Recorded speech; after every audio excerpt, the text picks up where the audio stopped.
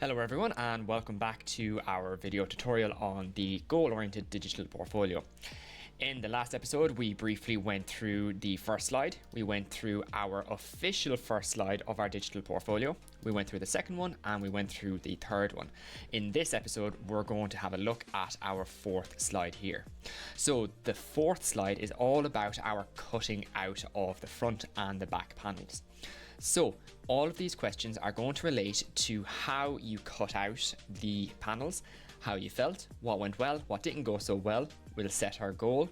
We're going to upload our images, and over here we have got our new tool rating index just over here, and we're going to go through that as well. So the first thing we're going to do is, in class, we all took a photo of our progress, and we took a photo of the tools that we've used. Again, for the sake of this video tutorial, I'm going to be uploading my toy train that I made.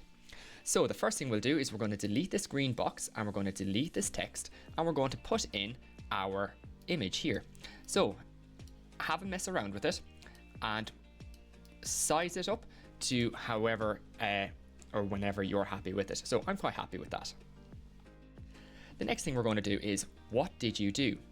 So it's essentially just explaining exactly what we did in the lesson. And in this lesson, we cut out the finger joints for our birdhouse, and we cut the pitch of the roof using the tenon saw and the coping saw. So let's write that in.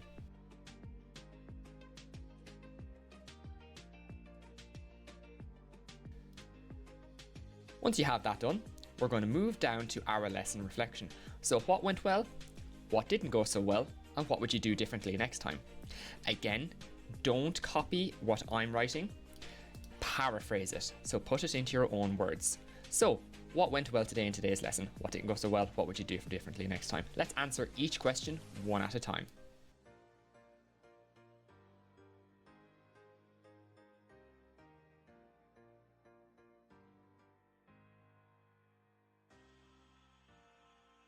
So here's a couple of examples of what went well, what didn't go so well, and what would you do differently next time.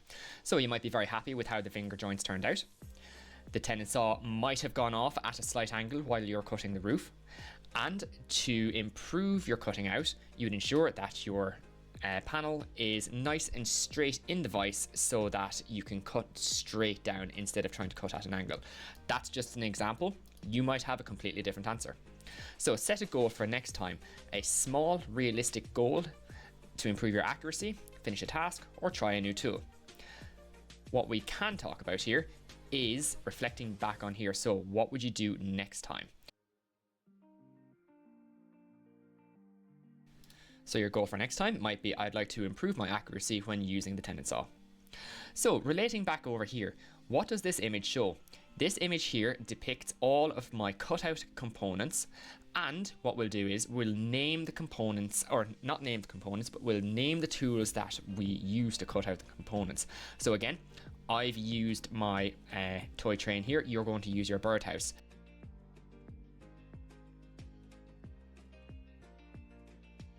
So just make sure that you are stating what this image shows and the tools that you used. So over here, we've got our tool rating. We've got our coping saw, our tenon saw, and we have got our mallet and our chisel. If you leave 3 stars, you are very confident in using these tools. If you have 2 stars, you are somewhat confident. And if you leave 1 star, you're not confident. So say for instance, I'm very, very happy with my straight lines cutting down, so I'm going to leave 3 stars. But on the other hand, I'm not too happy with how I used the coping saw. I accidentally broke the blade, so I might give it a 2 stars. And then the mallet and the chisel. Well, I was using the mallet and the chisel, and I hit the chisel right the way through, and I ended up breaking out my components, so I might give that a 1 star. So that is just an example. You might have 3 stars for all of them. You might have 1 star for all of them. So to improve, what tool would you like to improve on and why? So I'm going to have a look at my mallet and chisel here because that's my weakest of, so I've indicated here. So what do you want to improve on? So I want to improve on using the mallet and the chisel. Once you have that done, folks, what we'll do is you're just going to change all of the colors of the text here. So I would recommend black, but if you would like to leave it as blue, that is absolutely fine. It is entirely up to you. It is your design choice. And folks, when you have that finished, that is that slide fully complete. Once you have all of those components cut out, so once you have your front and back component cut out and you have completed slide 4 of your digital portfolio, go back to our learning journey progress poster and you're going to get your badge and you're going to move it up to the second stage. I hope that you found this video useful. Thank you very much for watching this video tutorial, and we will see you in the next one where we go through slide number 5. Thank you everybody, and we'll see you in the next one. Take care and goodbye for now.